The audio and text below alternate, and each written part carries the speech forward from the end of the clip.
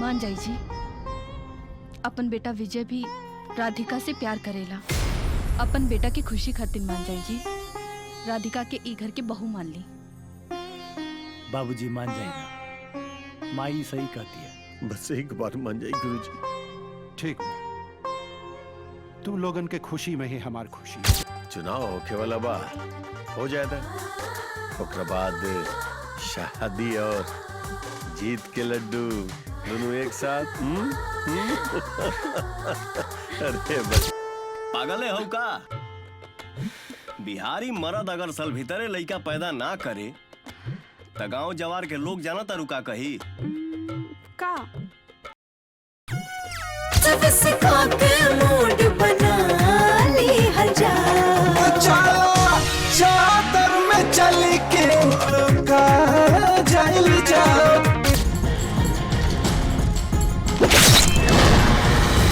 स्वागत है, मैं सोनाली मिश्रा हाजिर हूँ आज की ताज़ा खबरों के साथ। राज्य मंत्री श्री मुन्ना चौबे के खिलाफ विपक्ष का विरोध प्रदर्शन जारी।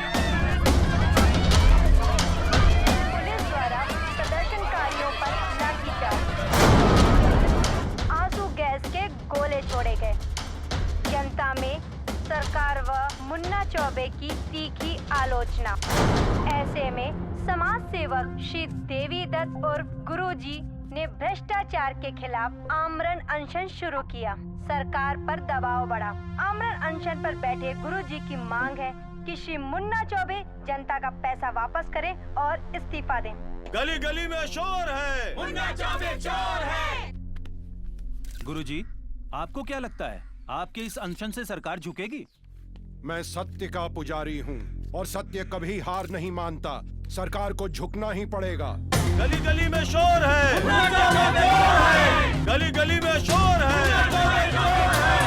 गली गली में शोर है। मुन्ना चौबे, मुन्ना चौबे, मुन्ना चौबे इस्तीफा दो, मुन्ना चौबे इस्तीफा दो। गुरुजी, आप इस अनशन को कब तक जारी रखेंगे? जब तक जनता के साथ न्याय नहीं हो जाता या जब तक मेरी सांसों में सांस है तब तक चलेगा।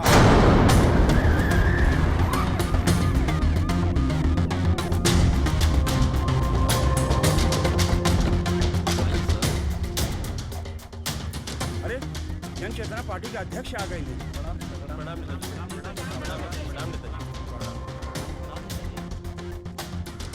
गुरुजी प्रणाम। प्रणाम, आइए बैठिए। गुरुजी, मेरी आपसे करबद्ध प्रार्थना है कि अपना अनशन समाप्त कर दें। हम आपको वचन देते हैं कि मनरेगा में हुए कथित भ्रष्टाचार की जांच हम सीबीआई से करवाएंगे और दोषी पाए जाने पर मंत्री मुन्ना चौबे के खिलाफ सख्त से सख्त कार्रवाई की जाए। मुझे आप पर पूरा भरोसा है। तिवारी जी, जूस का गिलास लाइए। ये लीजिए।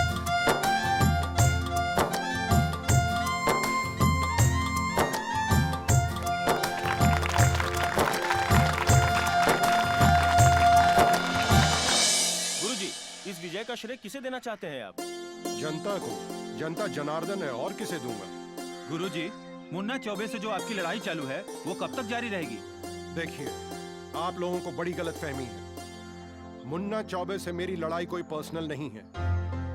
मेरी लड़ाई भ्रष्टाचार के खिलाफ है। मुन्ना चौबे क्षेत्र के विधायक हैं, साथ में राज्य मंत्री भी हैं। लेकिन मनरेगा और मिड डे मील योजना में उन्होंने जो घोटाला किया है, सारा का सारा जनता का पैसा उन्होंने चूस कर अपने घर में रखा हुआ है। अगर वो जनता का पैसा जनता को वापस कर देते हैं तो ठीक है, नहीं तो ये लड़ाई आखिरी दम तक चलती रहेगी। भारत माता की जय! भारत माता की जय! भारत माता की जय! सबरंग टीवी से मैं डीबी पांडे। गुरुजी के भ्रष्टाचार विरोधी आंदोलन में कूदा छात्र संघ, जमकर जगह जगह किया तोड़फोड़। बैकफुट पर आई हुई सरकार अपनी पार्टी के कुछ मंत्रियों के साथ गुरुजी से मिलकर पार्टी हाईकमान ने नरेगा में हुए भ्रष्टाचार की सीबीआई जांच का दिया आश्वासन। दोषी पाए जाने पर मुन्ना चौबे पे होगी कड़ी से कड़ी कार्रवाई। हाई कमान के आश्वासन पर आश्वस्त होकर गुरुजी ने पार्टी अध्यक्ष के हाथों जूस पीकर तोड़ा उपवास। उनका अगला कार्यक्रम अपने गृह जिला मोतिहारी के एक मंदिर में प्रार्थना सभा का है। नमस्कार।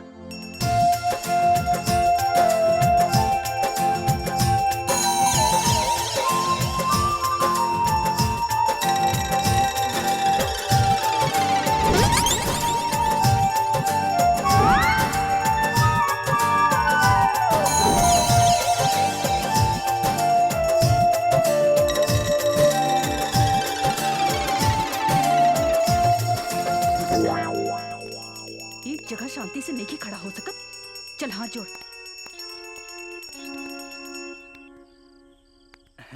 देवकी जी, राउर बेटा विजय हनु। जी पंडित जी। इला बेटवा। जय भोलेनाथ। जय भोलेनाथ। जय भोलेनाथ। जय भोलेनाथ। हमरा लागता ई बड़ा वाला जय है। ठीक पहचाना तानी पंडित जी। अरे एकरा के चिन्हे में हम कैसे भूल कैसे केनी। यही मंदिर के सीढ़ी पर खरगोश के बच्चा नियन हमरा मिलल रहल।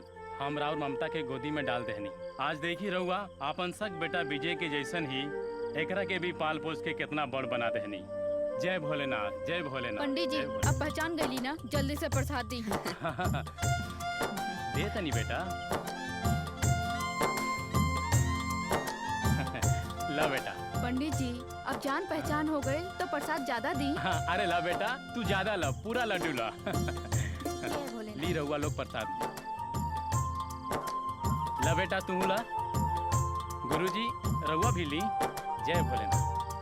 भगवान तू दोनों भाई के जुगल जोड़ी ऐसे ही सदा बनौले रहे। पंडित जी तू प्रसादी ज्यादा खिया दे रहे तो कुछ भी मत बोला। ये हमारे भाई नहीं खाए। बड़ा शरारती लड़का है। रउआ लोग चिंता ना करी, बड़ा होगी तो सुधर जाए। ईश्वर करे राउर वाणी सच हो जाए। ठीक बा, हमनी के चलो तानी पंडित जी। चलो बचवा लो, चलो। प्रणाम। ठीक बा, आशीर्वाद। आशीर्वाद। प्रणाम। मुन्ना चौबे, आपके क्रियाकलाप से पार्टी की छवि खराब होने का खतरा पैदा हो गया है। आपके पास दो ही रास्ते हैं, या तो गुरुजी को शांत कीजिए या पद से इस्तीफा दीजिए। इस्तीफा? हमारा साथ ऐसा व्यवहार क्या है सर? आज ले हम जे भी कहीं पार्टी के मजबूती खातिर कहीं तन मन धन सबसे पार्टी की सेवा कहनी, फिर हमारा साथ ऐसा व्यवहार का है। लेकिन आपने अपने पद का दुरुपयोग किया है। आप पर लगे आरोप पार्टी में दी गई सेवा से भारी है, इसीलिए पार्टी हित में ऐसा निर्णय लिया गया है। अब फैसला आपको करना है। आपके पास केवल 24 घंटे।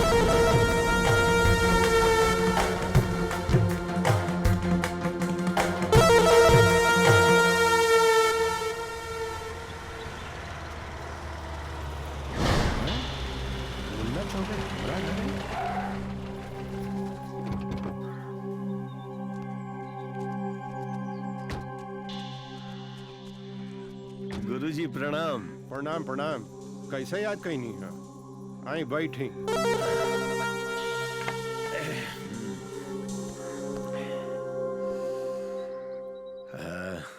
गुरुजी आज शुभ दिन देख के आपके शरण में आ गए नहीं हम। वो दिन आप हमरा आशीर्वाद न देनी हमरा तनिको बुरा न लगा ना। हमरा मालूम बा कि आप हमरा से बहुत नाराज बानी। बाकी अब का करी हम गुरुजी? 2 करोड़ रुपया हमरा खाली पार्टी के टिकट लेवे में लागल, और ऊपर से चुनाव के खर्चा, मटन मुर्गा, दारू सारू, कंबल कपड़ा सब बांट बुट के तकरीबन 8 करोड़ रुपया खर्चा होगा। अरे तब जाके चुनाव जीत के आपके लगे बैठल बानी। गुरुजी अब आपके मालूम बा कि ई मनरेगा आई मिड डे मील सबसे हमरा मिले कितना रुपया आइल बा? खाली 4 करोड़ बस। हम कमाई थोड़े करत है। हम तो गुरुजी खाली अपन जोन पैसा लगल बा ओकरा रिकवरी करत है। ऐसे गुरुजी हम आपसे हाथ जोड़ के विनती करत है कि आंदोलन करके सबके सामने अपना नेतागिरी के छवि के नंगा करे के मत करी कोशिश गुरुजी। ऐसे हम बचपन खातिर कुछ लाइल बानी, मिठाई उठाई लाओ रे। हाँ, ला, ला, हाँ। देखिए गुरुजी एक स्वीकार करके हमरा अपन आशीर्वाद दे दी प्लीज। अरे ये का करत तनी?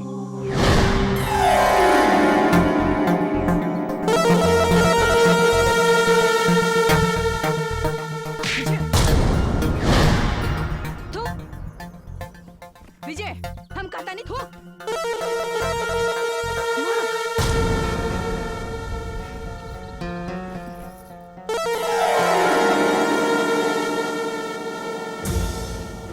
मुन्ना चौबे, गुरुजी के आशीर्वाद केहू खरीद ना सकेला। ये जो नोट और वोट के तू राजनीतिक चक्कर चलाओ ताड़ा ना, वो ज्यादा दिन चली ना। ये जो उपहार लेके तू हमरा घर पे आयल बड़ो, ई तरह से हमरा उपहार ना चाही। जे जनता के तू नोट दबा के बैठल बड़ो, वो जनता के वापस कह दो। बस यह सबसे बड़ा उपकार हुई।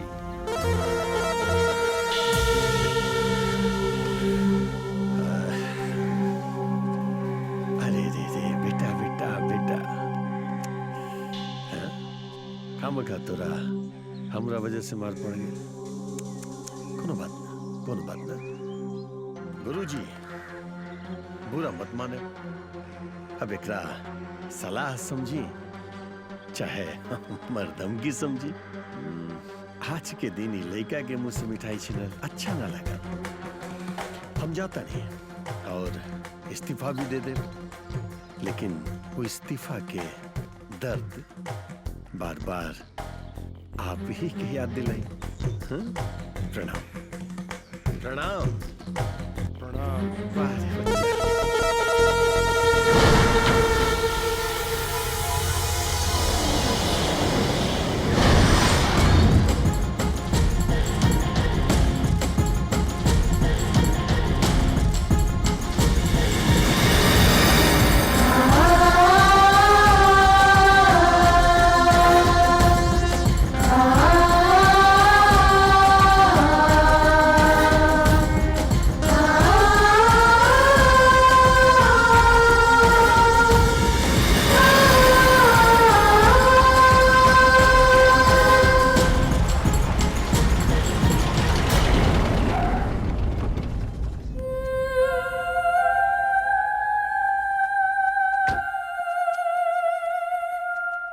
अरे बेटा तू ये हमर रास्ता रोक के काहे खड़ा हो गइले? वो मिठाई के डब्बा जौन आप बाबूजी के घर में देत रहनी हमरा के दे दी। मिठाई के डब्बा? हे लाओ रे तनी मिठाई के डब्बा। हाँ, हैला। ठीक, अब हम जाए।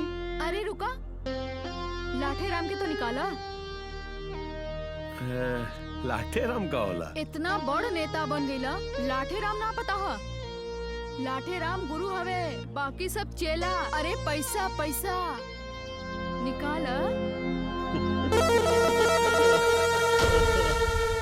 दे ला ला तनिया। एक काम कर ला। अब हम जाए गुरुदेव। अरे इतना का जल्दी है? अपन आदमी से कहा उकटा हमरा के दे देना। हाँ। क्या करबे कर तू? अरे एके लेके दिवाली में हम चुटपुटिया बजाई। बेटा ये चुटपुटिया फोड़े वाला बंदूक ना, ये सच्ची देसी कट्टा। छुट्टी ना था गोली चल जाए या तारा चला बुना है। अरे हम खूब चलाईला। हाय देखा। तमार देम धड़ाक से गोली, तमार देम धड़ाक से गोली।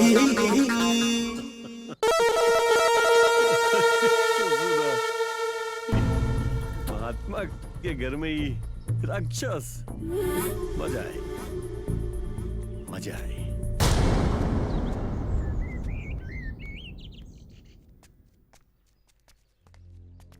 का रे घूम क्या होता रे? बड़ भाई पढ़ लिख के बनिहन कलेक्टर और तू बन बर उनकर चपरासी हैं? चल जो जाके अपन बड़ भाई के संगे पढ़। कितना बेर कहनी वो हमार भाई नहीं खे। चुप रहे ना लायक, जलने की ना, जाके पढ़ चुपचाप से। अरे रवा शांत हो जाई, काहे लेका के डांटत रहेनी? अब पंडित जी कहले रहलन ना कि बड़ा होके ठीक हो जाई। तो संभारी ना लायक के, हम जाता नहीं। चल विजय, भीतर चल के पढ़ाई कर।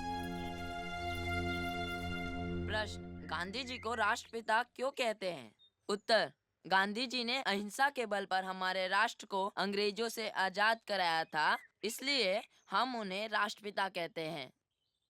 हाँ।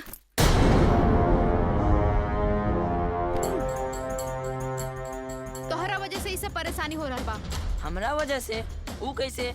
तू इम्तिहान में ज्यादा नंबर ले आवेला और आखिर में हमरा के पढ़ाई करे के पड़ेला। तय में हम का करी? तू हमरा लेवल में आ जा। 3rd क्लास, झगड़ा खत्म। पढ़ाई लिखाई के कोनो टेंशने नहीं खे। तू अपन गुरु मंत्र अपने पास रखा, हम तार सुनने वाला ना आई। ना सुनबा तो एजे अंडा फोड़ दे, चिड़िया उड़ा दे। अरे ये तो असली है, कहाँ से पहले बड़े? मुन्ना चौबे हमरा के देले बाड़न। देख भाई, बाबूजी के अगर पता चल गए ना तो तार हड्डी तूर दिए, लेकिन हम ना बताए। बाकी आज से सुबह लौटा दिए मुन्ना चौबे के, ठीक ना भाई? हमरा के भाई मत बोल। लेकिन तू बोलबा हमरा के, ये हमार विश्वास बा। अरे मारो मारो, ये ले, मार मार मार, पास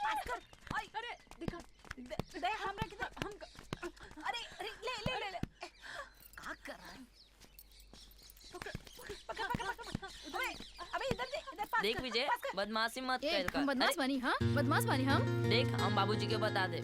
कहीं ना एक मारा।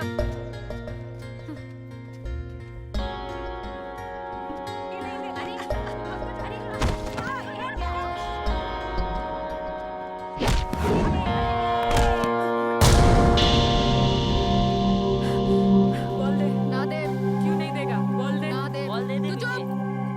बोल दे। ना दे। अरे दे बोल दे। दे।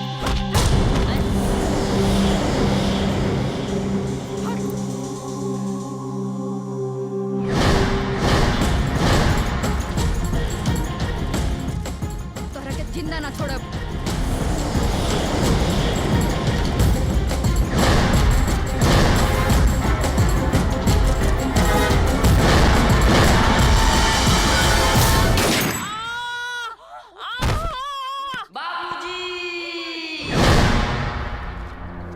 जय के माई हमरा विजय के बड़ा फिकिर लागल रहेला।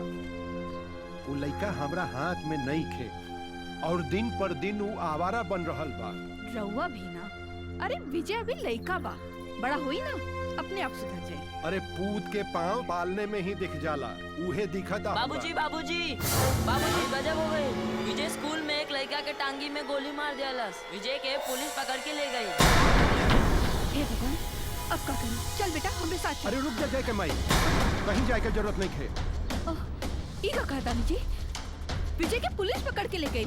हमनी के बेटा नहीं खे, एक अहिंसावादी के हिंसक बेटा ऐसन कहीं भइल बा? ई का कहता नहीं रुआ जी? हमरा के जाए दी। त रउआ फैसला कर ली, रउआ के पुत्र चाही कि सुहाग?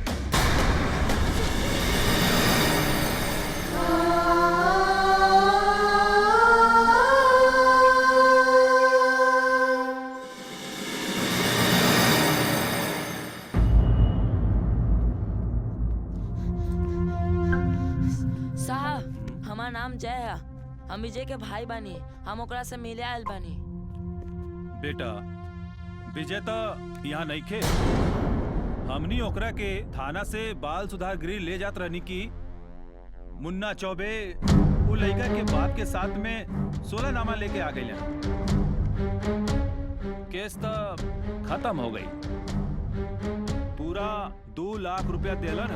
साहब अब हमार भाई कहाँ बा? बताऊनी ना, मुन्ना चौबे ले गईलन आपन लड़का बना के। विजय बहुत भड़कल रहे, ओकरा के केहू घर से मिले नहीं खे आयल नू। अच्छा साहब हम जाते नहीं। ठीक बा, जा बेटा।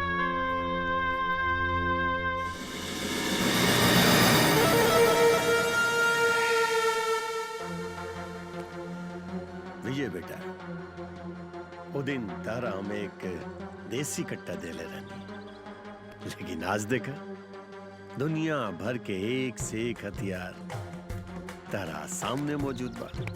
हाँ? रशियन, अमेरिकन, फ्रांस, जर्मनी, हर देश के तकरीबन हथियार मौजूद बा। उठा ले, जौन मर्जी हो तो उठा ले।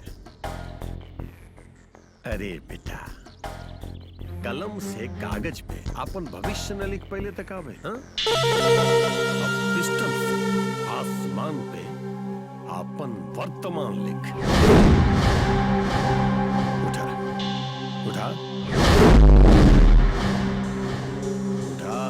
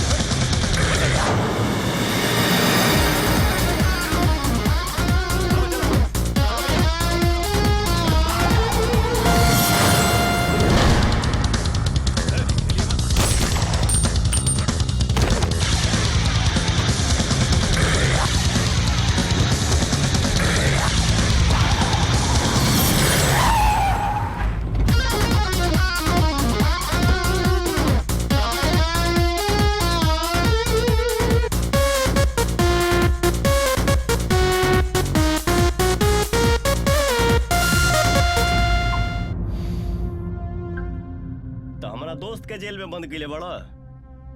अगर छोड़ देबा तो ई शांत रही, वरना ई शोर करी तो फिर तू शांत हो जाइबा।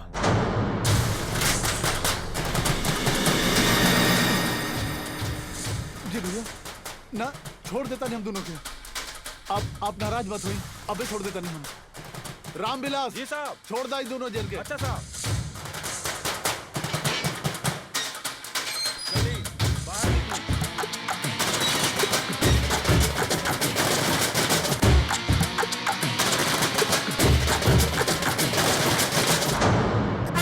धन्यवाद साहब। एक लौंडा के धमकावे से मुजरिम के ऐसे ही छोड़ दो का? अरे ना भाई, और कोई लौंडा नहीं खे। वो मुन्ना चौबे के गोद लिहल उनकर बेटा जैसन हा। और वो बोली कम बोलेला, गोली ज्यादा मारेला।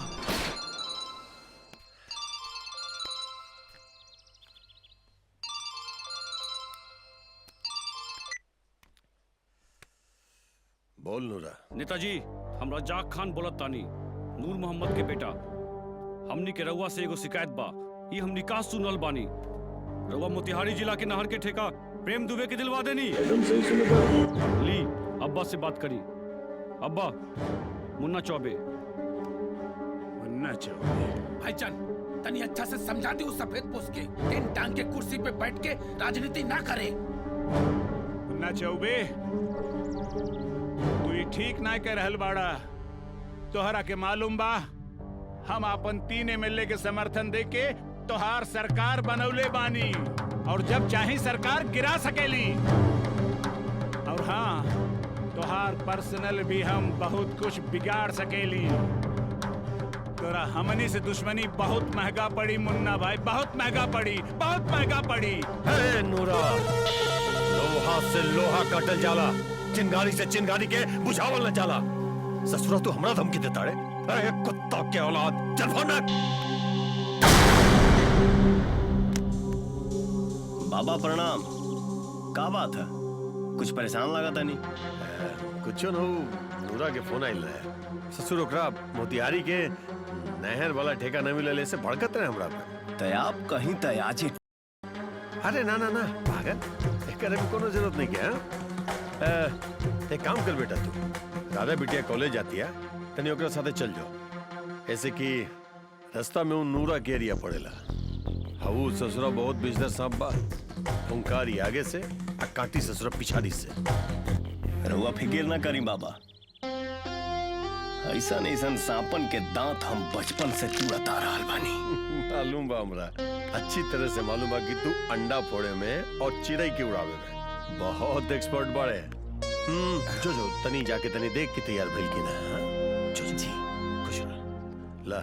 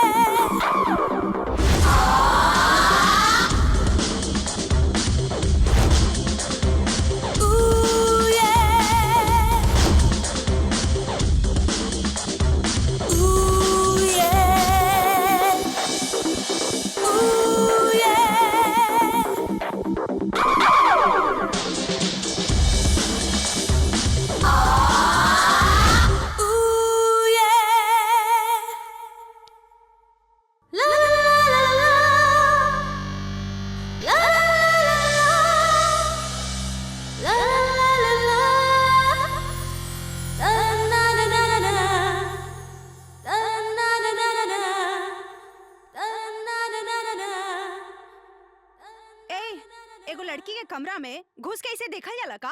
ला, तो हर बाबूए जी तक कहले है कि जाके देख ला। का? हाँ। तक का देखला? तुम्हारी आँखी में काजल से लिखाई अपन नाम देखनी है, होठ पे लागल लिपस्टिक में अपन प्यार के रंग देखनी है। और अब मन करता। का मन करता? मन करता कि बोलत काहे ने खा, का मन करता?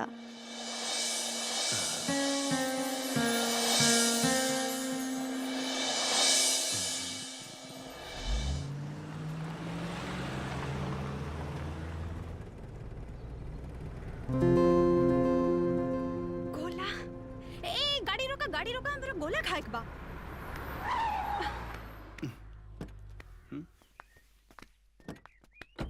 राधिका सुना है राधिका, एजा गोला खाइल ठीक नहीं खे। इ नूरा खान के इलाका है। वो सब कुछ भी ओके, हमरा तो गोला ही जा खाए के बा। फटाफट एक गोला बनावा। हाँ हाँ मैडम बनाओ तो।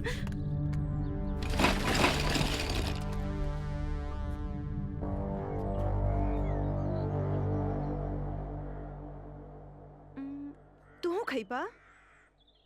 ना तू ही खा। शायद। फटाफट भैया।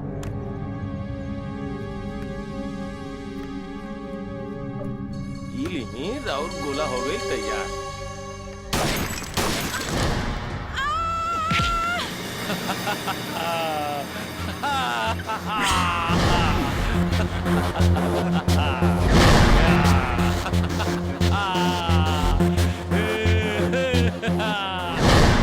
विजय, बेहतर ये होई कि तू हमारा बीच में ना आवा, न तो गेहूं के साथ खून निहर पिसा जाएगा।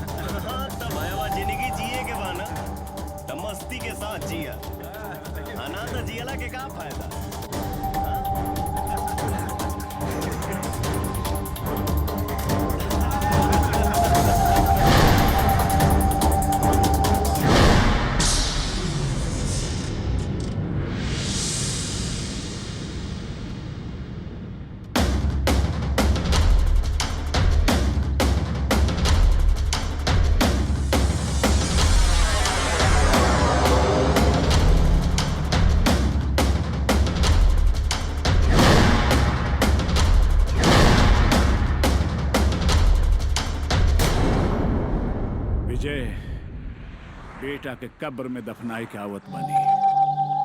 दफनावत वक्त आंख से आंसू ना, खून टपकत रहे खून। जब जनाजा के कंधा पे लेके चलत रहली ना, तो दर्द कंधा पे ना दिल में होत रहे, दिल में। ए विजय, ई दर्द के एहसास बहुत जल्दी है, बहुत जल्दी है हम तोहरा के कराई, बुझले? नूरा खान हर वक्त मौत के जबड़ा मरोड़ के चलीला।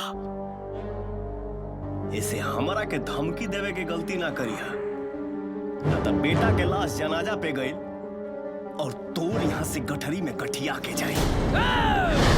जबान पे लगाम दे, ना तो जबान खींच ले। चिल्ला मत सुलेमान, नहीं तो अंडा फोड़ के चिड़िया उड़ा दे। आज संग्राम ना, संग्राम के ऐलान करतानी। अब अहिए तो हम जाता नहीं। बाकी एक बात याद रखिए विजय, इतना लाश गिरी कि शमशान में लाश जलावे खातिर जमीन कम पड़ जाए। बुरा खान हिलावे ले ज्यादा, संग्राम ऐलान से ना जिगर से जीतल जाला, जो हम तोरा पास नहीं खे। चल भाग यहाँ से।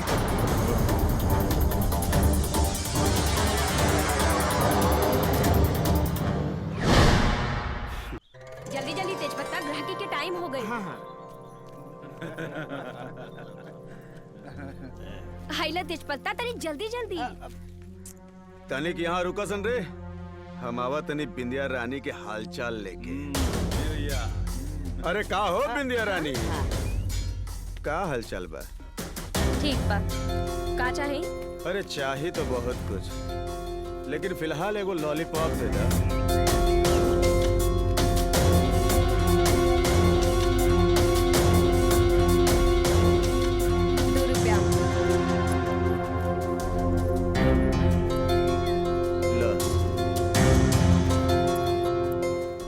चॉकलेट दे दा।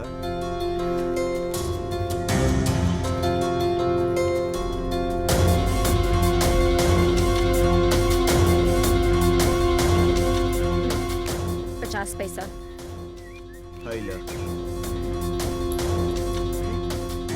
अब का चाहे? एगो लॉलीपॉप आउ ना देबू? रुका,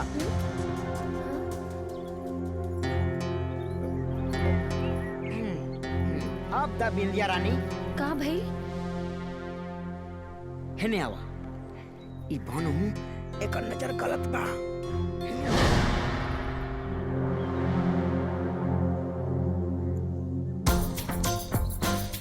का हो, और लॉलीपॉप चाहिए? हाँ। सच्ची? हाँ। हेने आवा। कहीं के अपना घर में तोरा मतारी बहन नहीं खे, आ गईला हिया गंदा निकाली के तू। ई जो कह के तू हमरा थप्पड़ मर ली, अब तोहरा भीमा बताई कि भीमा का। अरे रह दे, कुछ ना बिगाड़ सकेले तू, समझ ले।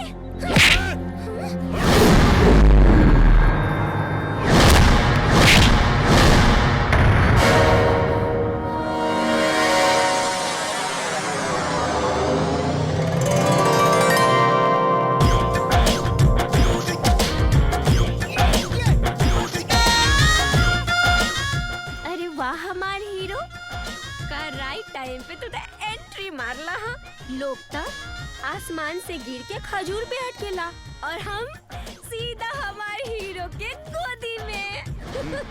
अरे ओ भीमा, अब बनी तोहार कीमा।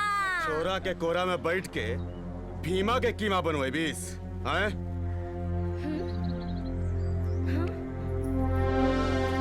बिंदिया, तू ओइजा जाके बैठा, हम ही लोगन के बताओ तानी कि कीमा कैसे बनेला। अरे वाह हमार हीरो, ई रहल तहरा खातिर।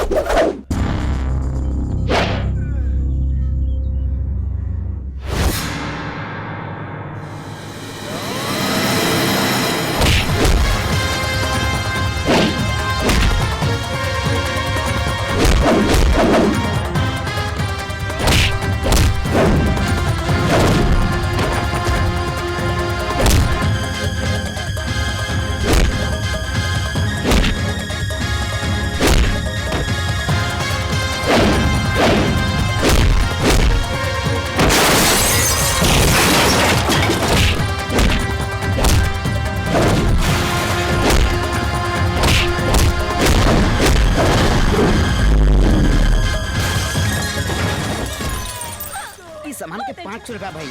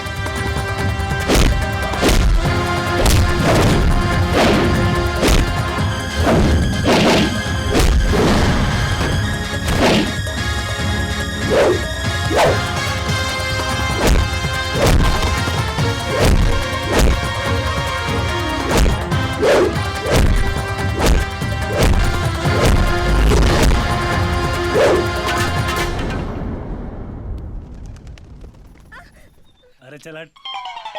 रुक जा, ओए जा रुक जा। हम अब ये आवतानी का समझा तारा? ये जा सारा सामान तोड़ के तू चल जाइब? हाँ हाय देखा हाय हाय बिल कौन दी? भला हमार बिल पकड़ा पकड़ा है ये देखा 7,872 रुपया के बा। चला निकाला पैसा। हम तोरा दुकान से सामान तो नहीं की खरीदनी, फिर ये बिल कैसे? सामान खरीद ले नहीं की, सामान तोड़ ले बानी ओकर बिल। बुझ गई। हाँ हम इनकर इज्जत बचौनी, शाबाशी देवे के बदले इतना लमर बिल देता डा। अरे हमरा के मार पिटाई करे के शौक नहीं खे। हाँ हम तो इनकरा खातिर मार पिटाई कहीं नहीं है। अरे इनकरा खातिर मार पिटाई कहीं नहीं है। तू बड़ा इला मार पिटाई करे वाला। अरे अपन दुकान और अपन बिल जोड़ाने खातिर हम अकेला ही काफी बानी। तेजपत्ता चाय दे। ना ना जा दे, हम इनकरा से बिल लेते रहो। चला निकाला 7,872 रुपया निकाला। लेके रहवा लेके रहो लेके रहवा लेके रहो निकाले के पड़ी। 7,872 रुपया। अच्छा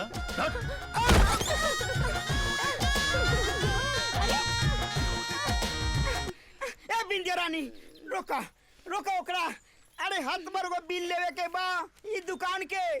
जाय दे रे सरवा, देखेला तू भी स्टाइल से चलेला, तू भी स्टाइल से फाइट भी करेला, तू भी स्टाइल से।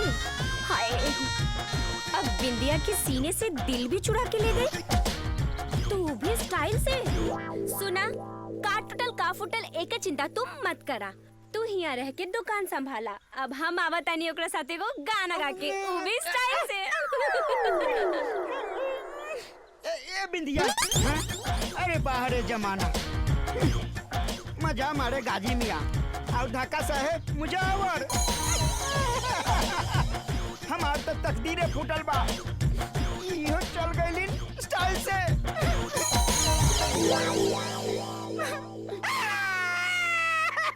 हे भोले बाबा, आज हमार बेटा विजय के जन्मदिन है, ओकर रक्षा करी। भोले बाबा ओकरा के सद्बुद्धि दी कि बुराई के रास्ता छोड़ के नेकी के राह पर आ जाए। हे भोले बाबा हमार लड़का के रक्षा करी, रक्षा करी। जय भोले बाबा।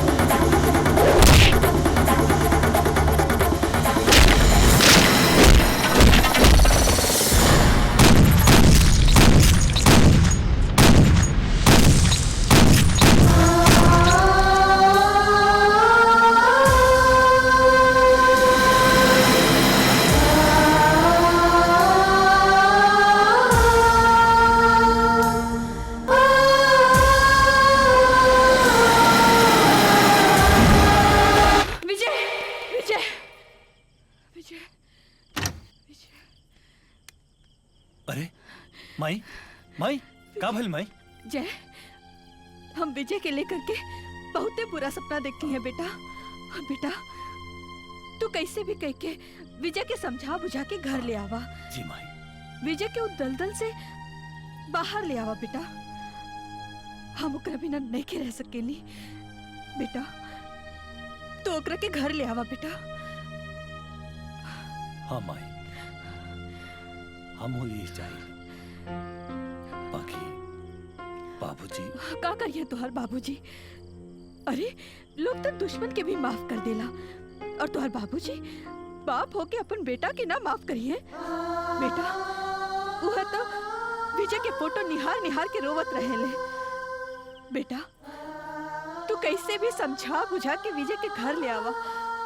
ठीक बा माई, तू चिंता मत कर। हम काल सवेरे जाके जैसे भी विजय के घरे लेके आए। ठीक बा? अभी तो सुझ जा माई, सुझ जा। चिंता करे के कोनो जरूरत नहीं के। हम ही नू काल सब ठीक हो जाए। सुझ जा माई।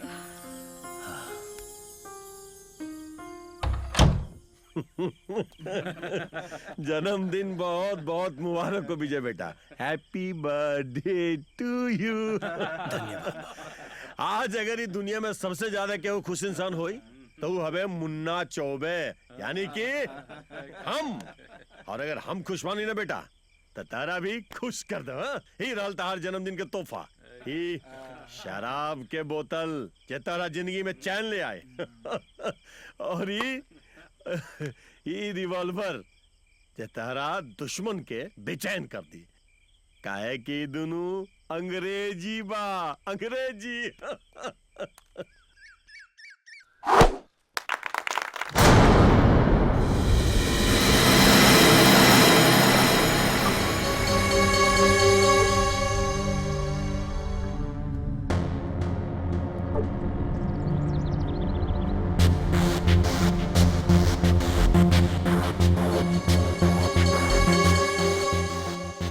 घर परिवार जमीन जायदाद माई बाप तू सब छीन ले हले हमार।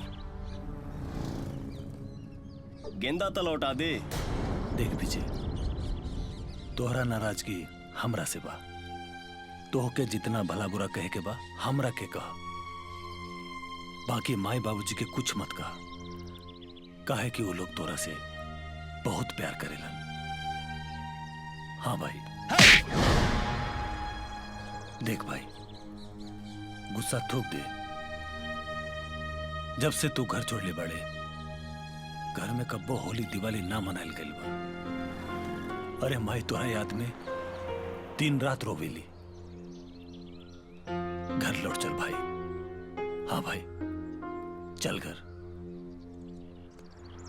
बड़ भाई होके हम तोरा आगे हाथ जोड़ा था नहीं। भाई मत बोल हमके, हमार कौनो भाई नहीं खे।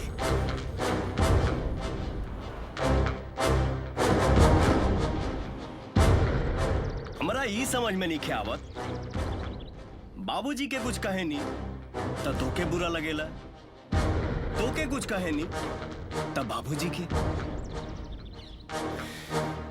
लेकिन कुछ भी हो, ते हमरे बाप की नाजायज औलाद होवे, जायज औलाद होवे, जायज औलाद होवे। विजय! ना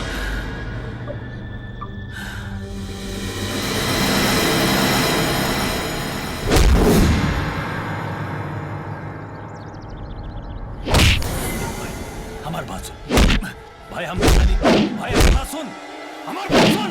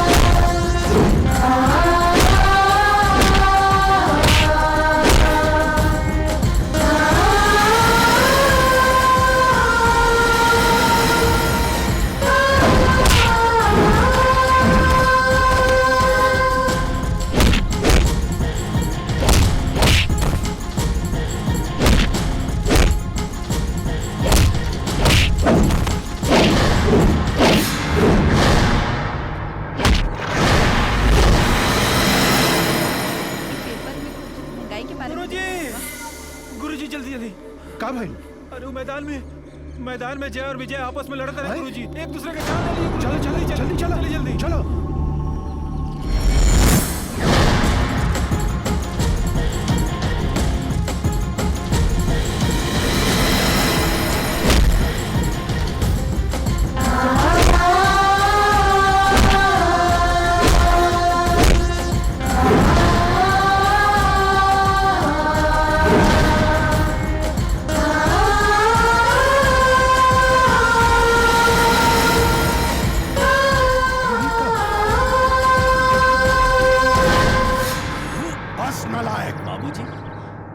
क्या होता है बदतमीज, तहार इतना हिम्मत कि अपन बड़ भाई के ऊपर हाथ उठाई ले, चमड़ी खींच दे हम तहार।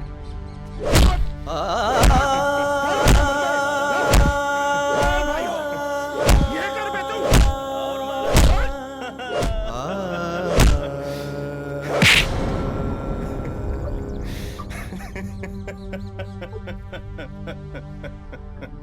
आज हमार शक यकीन में बदल गई। गैर खातिर केहू अपन सगा बेटा के मारेला, ई हमार दुलार प्यार के हिस्सेदार बन गई, हमार अधिकार के हिस्सेदार बन गई। अब हमके पूरा यकीन हो गई कि जरूर तोहर नाजायज औलाद ह।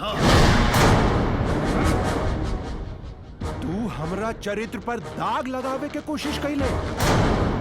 आज हम तहरा के आपन चिता के आग लगावे के हक से वंचित करतानी।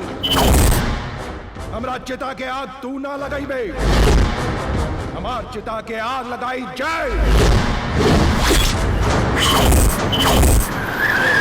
गुरुजी, क्या करतानी आप? हाँ? हिंसावादी होके हिंसा करतानी?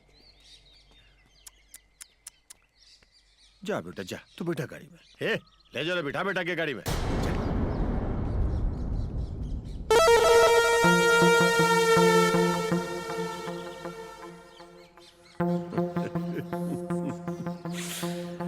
गुरुजी आपके एगो किस्सा सुनावे के रहे। एक बार सोना लोहा से पूछलस कि हथौड़ी के मारता हम दोनों के एक के जैसे पड़े ले, तो फिर तू इतना काहे चिल्ला ले, तारा इतना दर्द काहे होला? तो लोहा सोना से कहलस, ये बात तू न समझ पे, ऐसे कि जब केहू अपना अपना के मारेला दर्द तनी ज्यादा होला। मरवा दे लेना अपना के हाथों अपना के।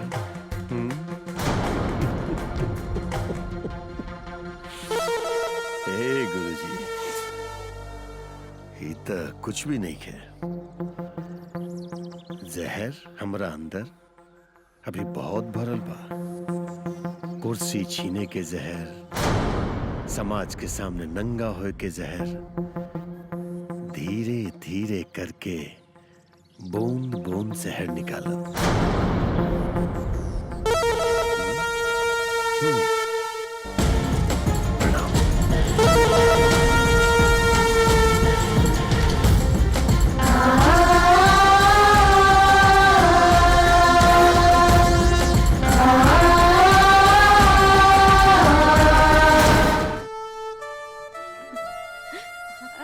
बढ़िया बहुत बढ़िया। खा सबे। अरे गीता, तू काहे न नाश्ता करत? आज हमार करवा चौथ के व्रत बना, यही से हम ना खाता नहीं। तू लोग खाना। करवा चौथ? एक करवा चौथ के व्रत का होला? ई व्रत एक शादीशुदा लड़की अपने पति के लंबी उम्र के खातिर रखेली, जैसे कि गीता। अच्छा, तो एक कुंवारी लड़की भी अपने बॉयफ्रेंड खातिर करवा चौथ के व्रत रख सकेली? हाँ बिल्कुल रख सकेलू, काहे से कि बॉयफ्रेंड ही तो बाद में पति बनेला ना।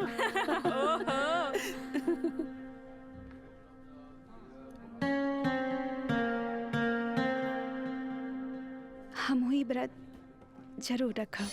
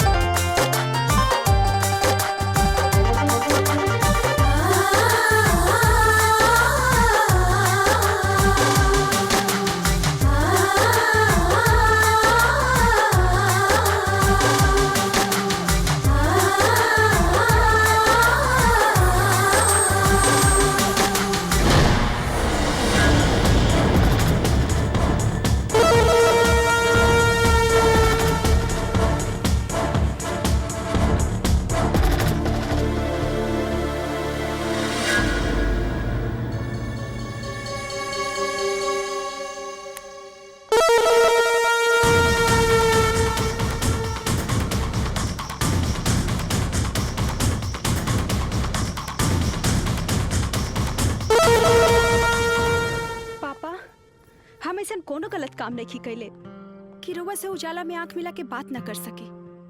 यही से ई कमरा के लाइट हम जला देनी है। पापा, हम विजय से बहुत प्यार करेनी और बियाह भी कल चाहता नहीं। हम जानत नहीं पापा, ये सब देख सुन के रउआ अच्छा ना लागल होई, पर यह सच्चाई बा और हमार फैसला भी।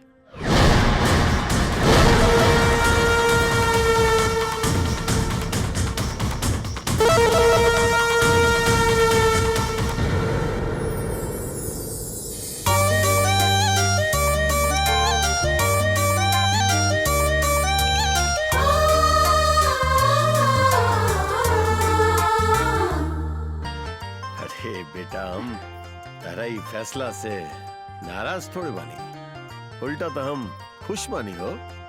बस चुनाव होके वाला बा, हो जाएगा। ओकरा बाद शादी और जीत के लड्डू दोनों एक साथ। अरे बच्चा हमार। आराम से, आराम से। चलो। चाची, चाची, कहाँ बाड़ू? हमनी के आयल बानी राशन के सामान लेके। हाँ हाँ, आवतानी। का भेल तेजू? थक गई लगा? हाँ, न बिंदिया रानी, तो हर काम करे में हम थकब कबहू ना। ओ तेजू।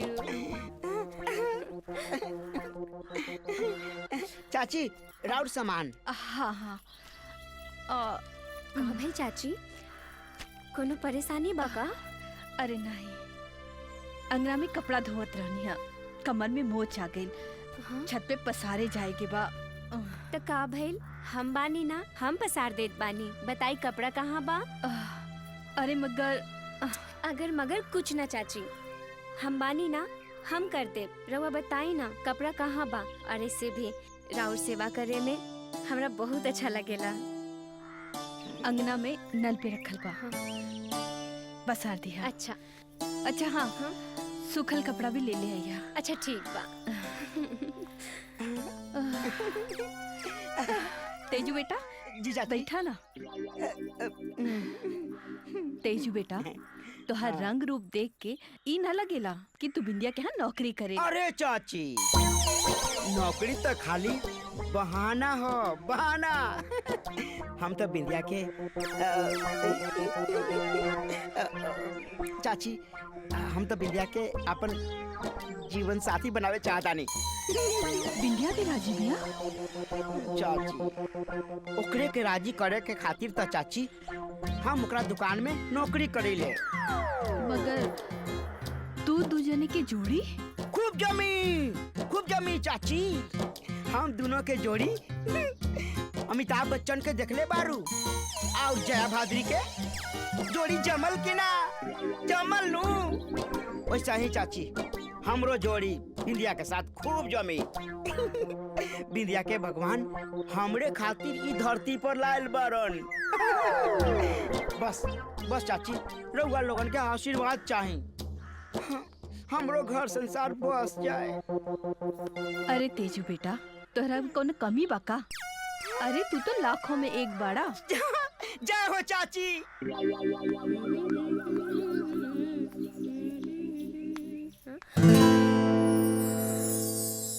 ए राजा,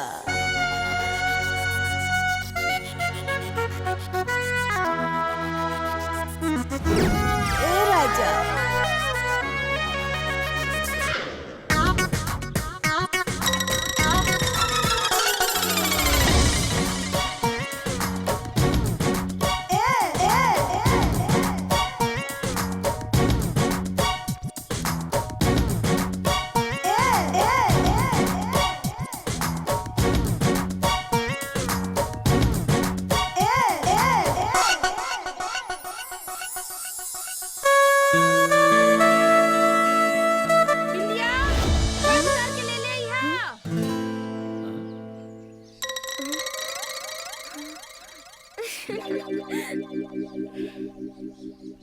अरे बिंदिया, तू यहाँ?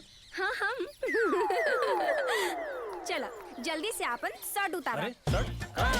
माजी कहनी है शर्ट उतार के लावे खातिर। चलो। कामा जी, पैंट भी उतार ली। अरे ये क्या करता रू? पैंट उतारता नहीं।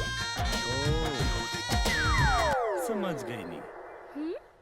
तो हमार बहुत उतार ले लो।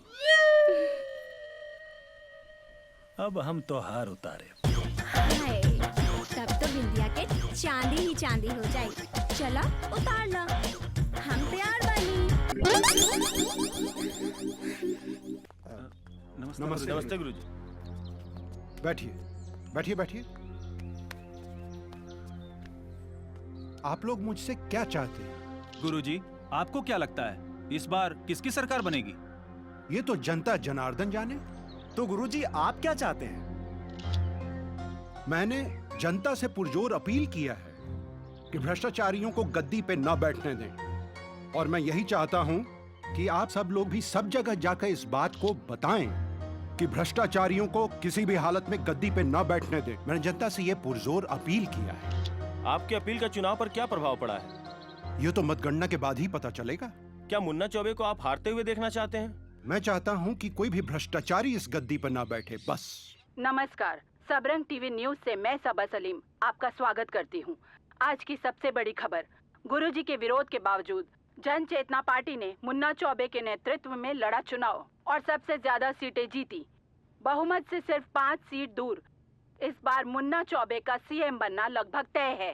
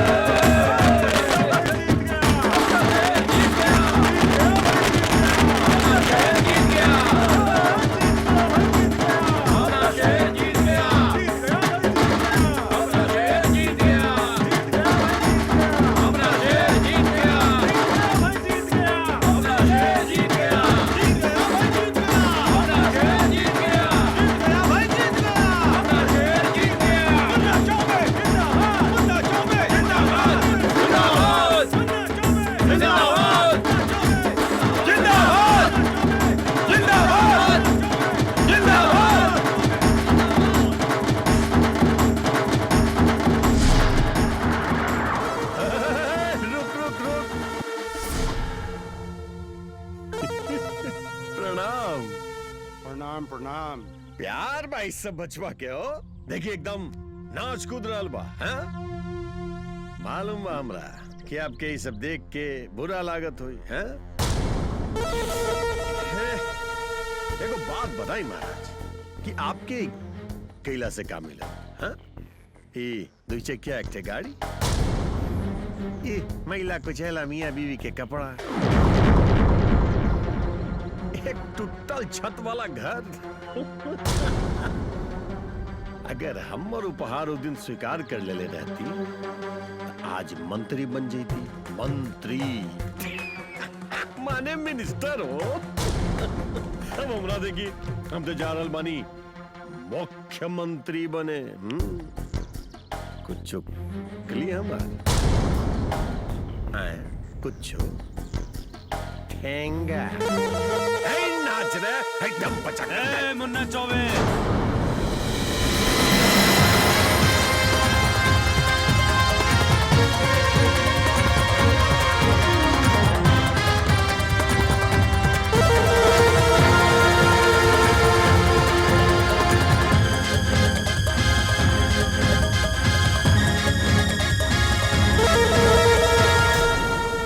बाबूजी के दिहल संस्कार अगर हम भुला जेती तो उखाड़ तो हम तोरा के ऐसा उखाड़ देती कि दोबारा पनप भी न पेबे। और का कह दिया? टूटल गाड़ी, टूटल फूटल छत। हाँ,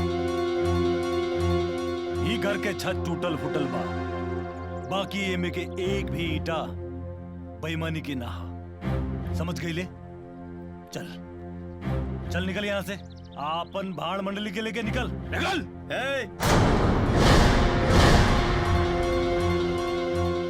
कब से तोर बदतमीजी बर्दाश्त करता है?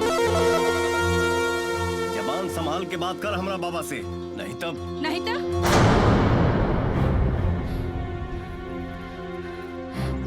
तो करबे? बोल बोल ना। हमरा तो ई समझ में नहीं ख्यावत कि कमी हमरे कोक के बा कि हमरे परवरिश के। चल जो हमरा आंखी के सामने से दूर, नहीं तो कहीं माँ की ममता पाथर बन के तो के श्राप न दे दे। चल जो।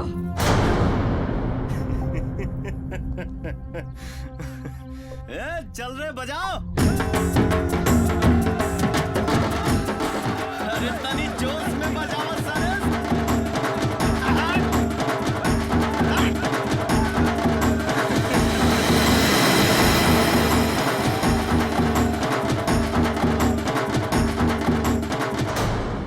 इस बार चुनाव में हमारी पार्टी ने शानदार प्रदर्शन किया है। इसमें सबसे बड़ा योगदान माननीय श्री मुन्ना चौबे जी का है।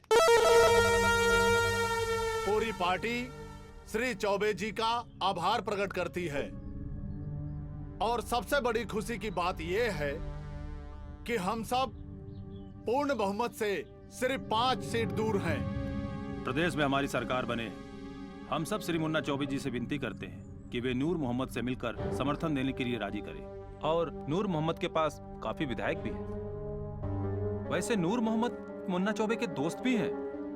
दोस्त था, लेकिन इस वक्त तो मेरा सबसे बड़ा दुश्मन है और मुझे नहीं लगता है कि नूर मोहम्मद इस बात के लिए कभी भी राजी हो सकता है। वो आपसे ही मानेंगे चौबे जी। और रही बात दुश्मनी की, तो राजनीति में दोस्ती और दुश्मनी बालू की दीवारें होती है जो फायदे के लिए बनती और बिगड़ती रहती है। ठीक है नेताजी, अगर आप यही चाहते हैं तो एक बार पार्टी की भलाई के लिए मैं नूर मोहम्मद से बात करके देखता हूँ।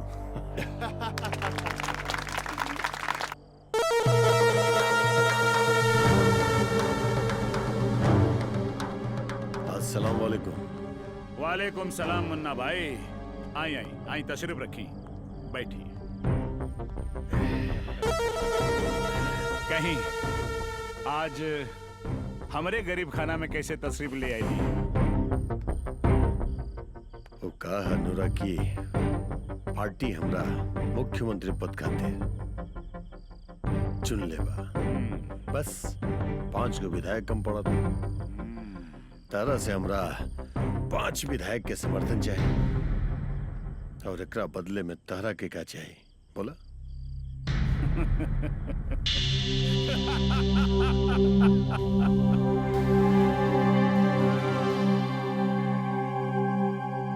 हमारा के 5 के बदले में बस एक चाहिए। एक समझ लेना विजय। ए मुन्ना भाई, ज्यादा चिखला से नगीना ना पंचाई। ओकर औकात हमनी के नजर में 2 कौड़ी के भी ना बा। बाकी ओकरा मुअला से हमनी के बदला का याद जरूर पूछाई। मुन्ना चौबे वो हमारा बेटा के मरले बा और हम अपना बेटा के कब्र पे कसम खेले बानी, जब तक जान से ना मार दे हम अपना हाथ से अपना बेटा के कब्र पे मट्टी ना दे। मुन्ना चौबे हमार बेटा मट्टी मांग रहल बा, मट्टी। ढेर सोचा मत मुन्ना भाई, 5 पे 1 मांगा तनी। सौदा बड़ा सस्ता बा, हाथ मिला ला भाईजान से।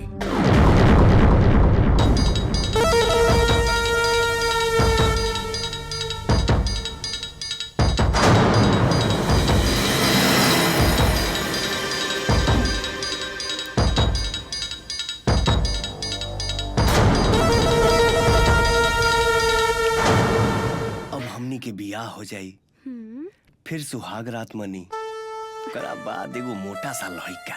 ना बाबा ना, 5 साल तक हमनी के बीच में के होना चाहिए, ना बाबा ना बेबी। पागल है हो का? बिहारी मर्द अगर साल भीतरे लड़का पैदा ना करे त गांव जवार के लोग जाना तारू का कही? का? अच्छा ठीक बा, बाकी को शर्त बा, हम दो हमारे दो छोटा परिवार, सुखी परिवार। चला ही मंजूर बा। अब ही बतावा, शुरुआत तू करबो कि हम करी? रउए करी।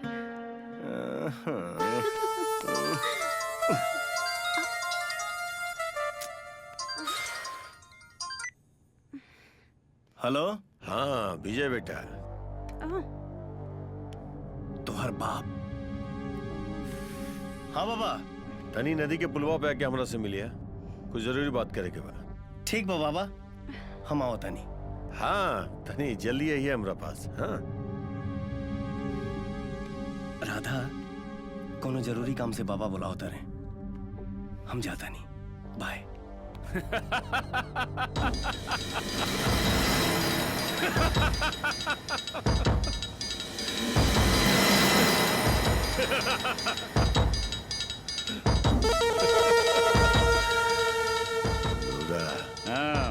तोहर शिकार तोहरा हवाले, अब तू जान और तोहर काम जाने।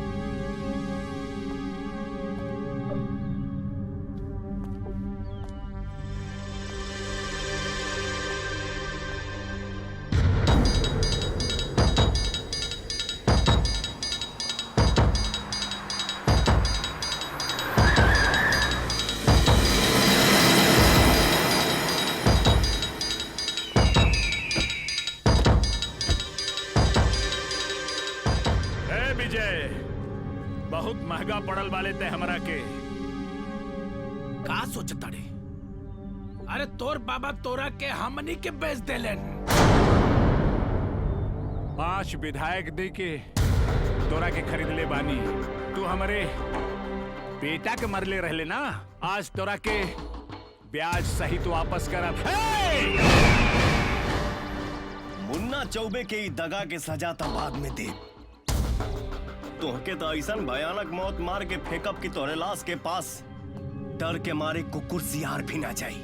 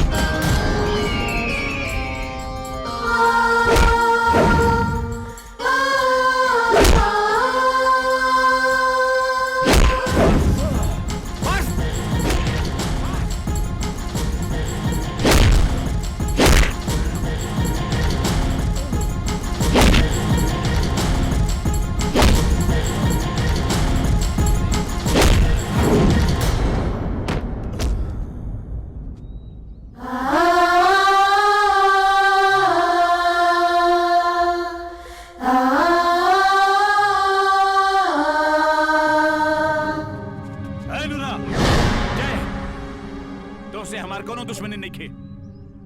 लोग तो सगा के भी दगा देला और इतो तोहार सौतेला भाई भी नहीं खे। पराया खातिर जान देवे काहे आ गईले? भाई सिर्फ भाई होला, वो सगा या सौतेला ना होला। एक के माई हम दोनों के परवरिश कैली बिया। ये भाई है हमार, सिर्फ भाई। और तू हमरा भाई के जान से मारे के कोशिश कैले।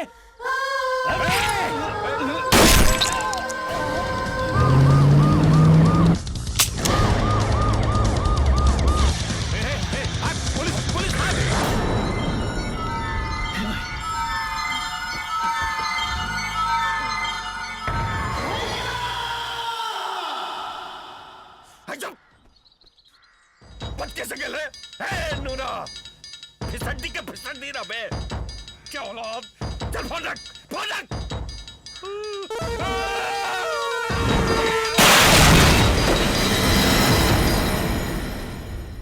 हमके माफ कर दो भैया, हम तो के बहुत बुरा भला कहानी, हमके माफ कर दो। अरे पगले, अगर हमरा के पहले मालूम रही कि हमरा गोली खैला से तो हमरा के अपन भाई मान लेबे, तही गोली हम बहुत पहले खा लेती।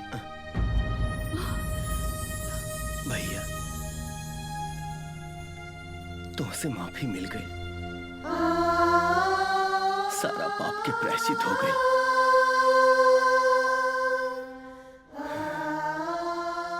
जाता नहीं वो पापी से सवाल के जवाब मांगे, तो हर बहाल खून के हिसाब मांगे। ना विजय, विजय, विजय हमारी बात सुन।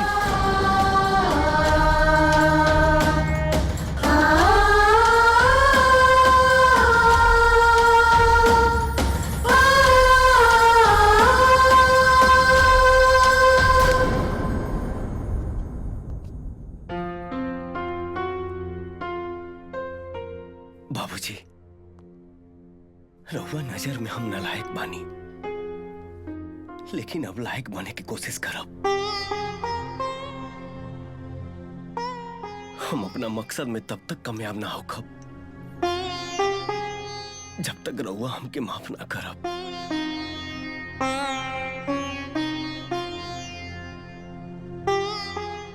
रहुआ ई का कहता नहीं जी, हम मानत आनी कि विजय अपने जिंदगी की राह में भटक देल रहे, बाकी अब इस सही राह पे खड़ा बा, इतना कठोर न बनी।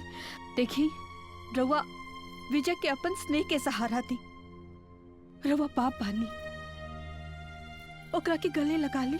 हाँ बाबूजी, माई सही कह दिया, रवा विजय के माफ कर दी। अरे रवे तो कहले बानी नू कि अगर सुबह के भूला शाम के घर लौटाए तो के भूला ना कहलन। आपन के गैर और ये गैर के आपन समझ के हम बहुत बड़ा अपराध कहनी। माई बाप के छत्र छाया छोड़ के हम एगो करिया नाक के फन में सुकून खोजत रहनी। हमरा आंख में पट्टी बंधल रहे बाबूजी, हमके माफ कर दी। इतना बात पे तो लोग दुश्मन के भी अपना गले लगावेला, रवा तो बाप बानी, रवा इतना कठोर कैसे बन गई जी? बाबूजी, पानी में लाठी मरला से पानी अलग ना होला। विजय पराई नहीं खे, राहुल आपन खून।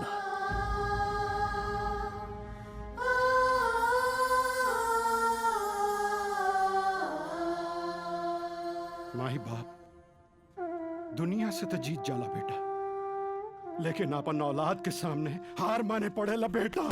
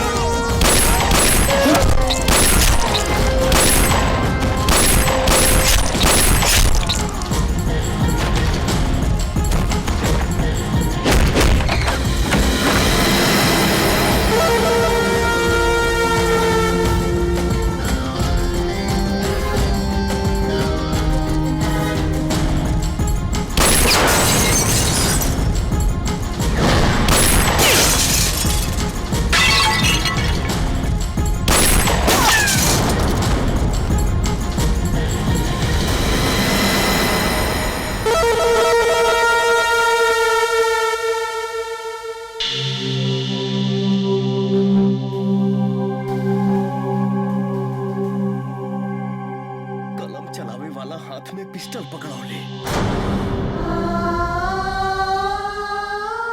हमके अपन दामाद मान के हमारे सौदा कर दिया ले।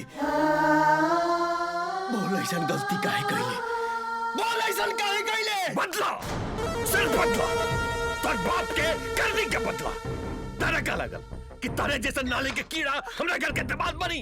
अरे ऐसा तकदीर लिखे के गलती तो भगवान भी नहीं के कर सकेले। पर हमारी एक गलती यादगार बनी। पहला बेर तोरा चिता पर फेरा लगा के तोरा बेटी के अपन दुल्हन बनाई। नहीं के ना, ये हमार बाबूजी हुए ना। ना राधा, ये हमार मासूम बचपन के कातिल है, एके हम ना छोड़ो। ना, हम तोरा आगे हाथ जोड़ता नहीं, तो क्या हमार प्यार की कसम।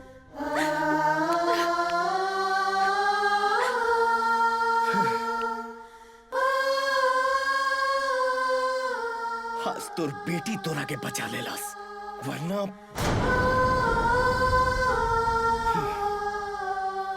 अपन प्यार छोड़ के जा रहल बानी। ध्यान रखिए, ध्यान हटल गर्दन कटल।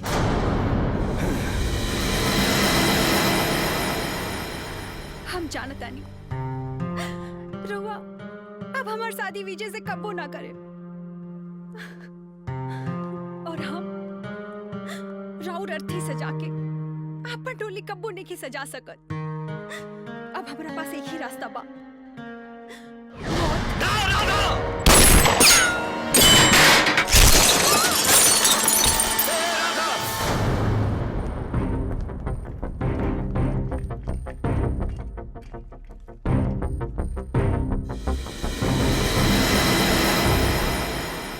डोंट वरी चौबे जी, सब ठीक हो जाएगा।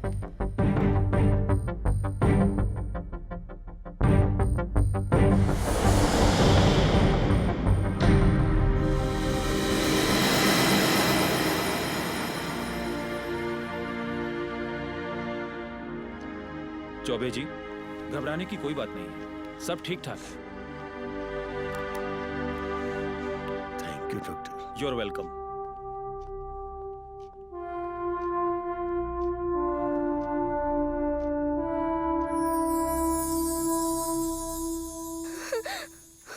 जय,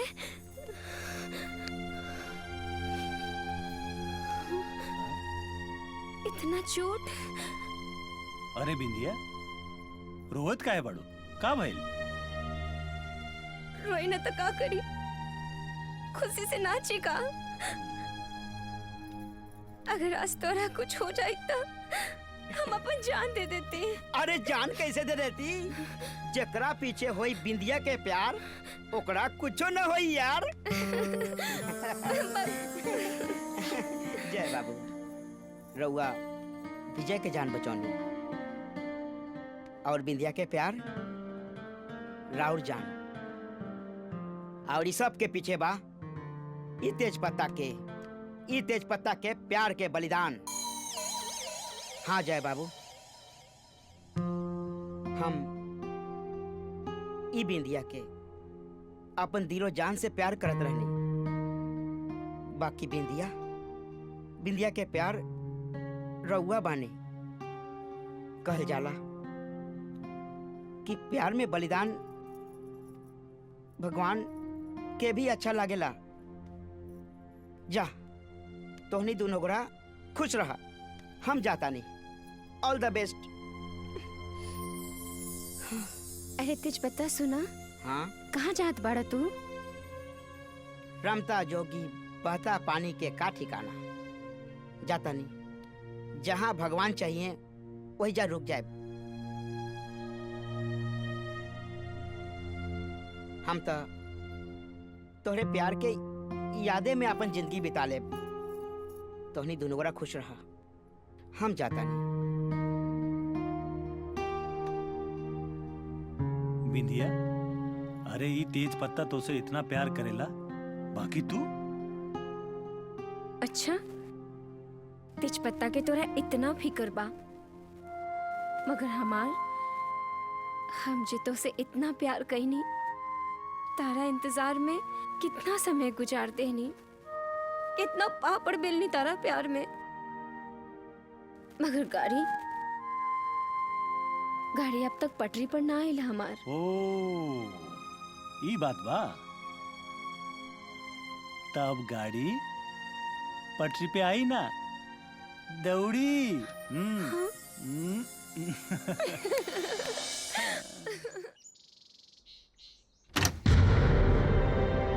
everything is normal. Thank you sister.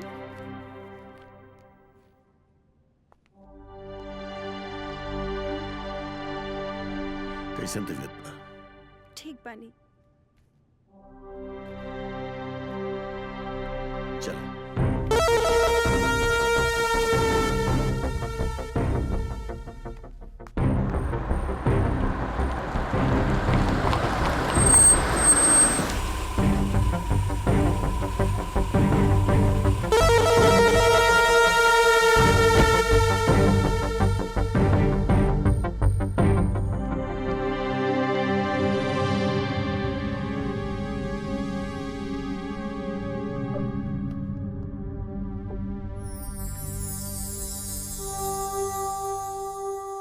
गुरुजी,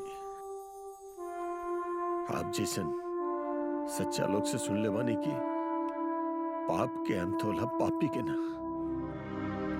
हमार गलती की क्षमा करके हमार बेटी के अपन घर के बहुत स्वीकार कर ले गुरुजी। गुरुजी, हम अपना ऊपर लागल भ्रष्टाचार के सारा आरोप स्वीकार करके जेल जाके तैयार बानी। हम जनता के सारा पैसा लौटा दे।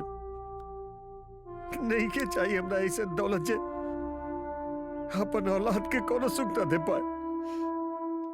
गुरुजी, हमरा एक बार सुधरे के मौका दे दी। एक बार मौका दे दी गुरुजी। मुन्ना चौबे, भ्रष्टाचार कोनो गलती नहीं खे, एक ठो आदत है आदत, और आदत के माफी ना देहल जाला। जान गई लो, ऐसे तो इजा से चल जा। चलो निकला इजा से, घर से निकला। मान जाई जी, अपन बेटा विजय भी राधिका से प्यार करेला। अपन बेटा की खुशी खातिर मान जाई जी, राधिका के ई घर के बहू मान ली। बाबूजी मान जाएगा, माई सही कहती है। बस एक बार मान जाए गुरुजी। ठीक है, तुम लोगन के खुशी में ही हमार खुशी बा। मुन्ना चौबे, उठो, अब गले मिला।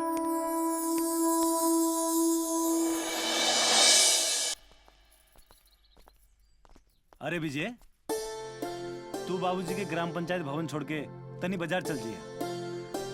वो गुलाब प्रिंट वाले के यहाँ शादी के कार्ड छापे के देले बानी, तनी लेते आई है। जी भाई। हाँ बेटा, लेते हैं। चलो।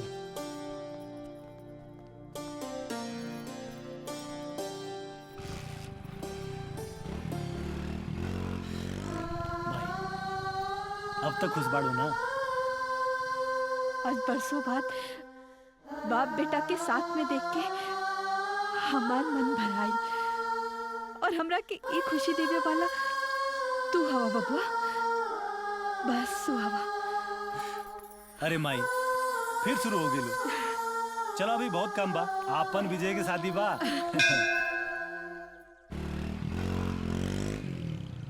बेटा, देखा तारा गांव के हाल। ग्राम प्रधान एक नंबर के भ्रष्टाचारी है। जन गई लो, गांव के ऐसे ही दुर्गति नहीं खे भइल, देखत चला।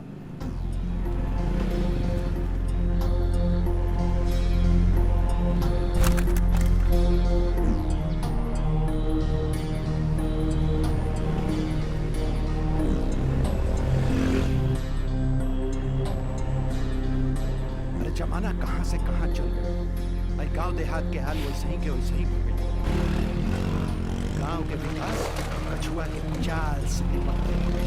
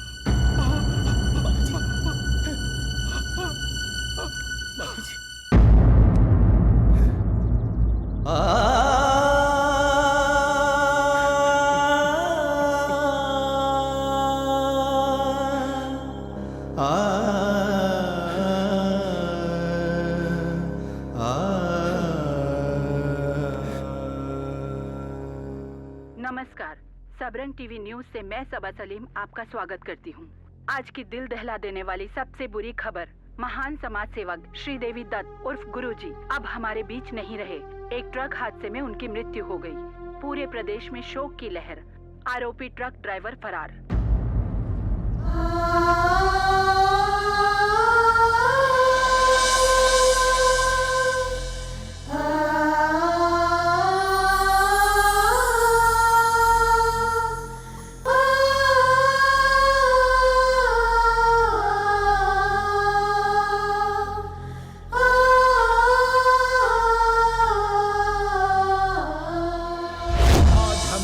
के आपन चिता के आग लगावे के हक से वंचित करतानी। हमरा चिता के आग तू ना लगाई बे, हमार चिता के आग लगाई जाए।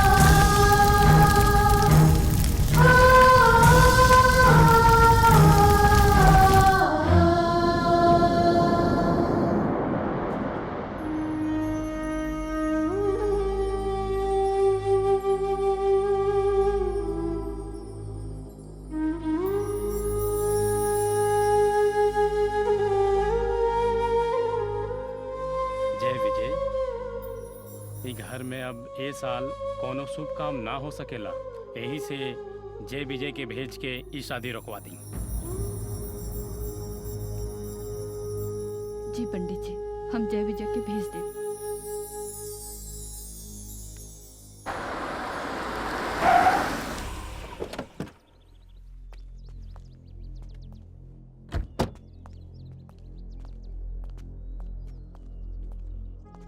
राधा, बाबा कहाँ बने? पापा तो फार्म हाउस गए बड़े। Farm house? ये कहाँ बा? चलिए हम लेके चलता नीचे। चल।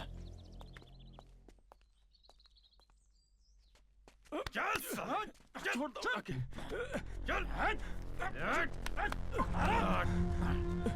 सरकार, ई वही ड्राइवर है जौन अपना ट्रक से गुरुजी के एक्सीडेंट कैले रहल। नेताजी हमरा माफ कर दी।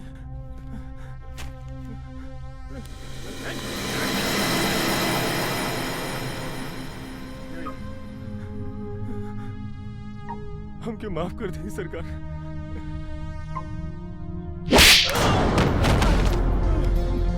माफ कर दी।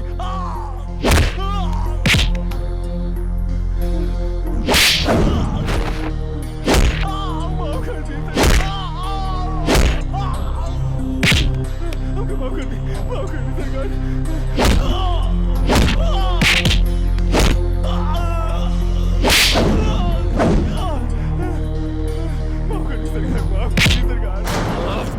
माफ कर दी। तू हमरा समझी के मरले रे, हमरा समझी के मरले, हमरा समझी के मरले।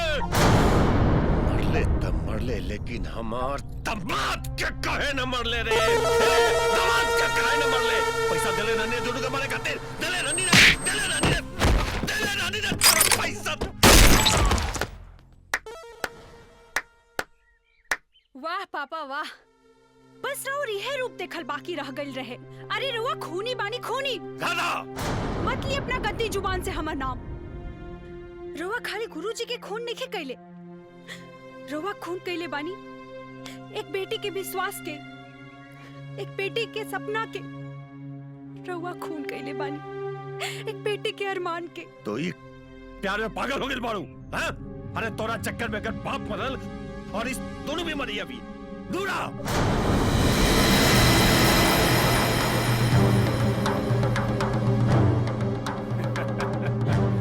शायद धोनी लोगों के पता नहीं खे आजकल ऊपर वाला खाली लोगन के जिंदगी देला, बाकी मौत के जिम्मा हमनी के सवाल ले ले बानी जा। अच्छा भैल जे तू एहिजा मिल गई। अब एक राक्षस और शैतान के बद एहिजा हुई। बाबूजी हमार जितना हिंसक रहलन हम उतने हिंसक हई। आ एगो बात ना जानत होगबे त जान ले, सिर मारेला ना खाली फाड़ेला। मारा के, अरे मुंह का देखत बड़ा।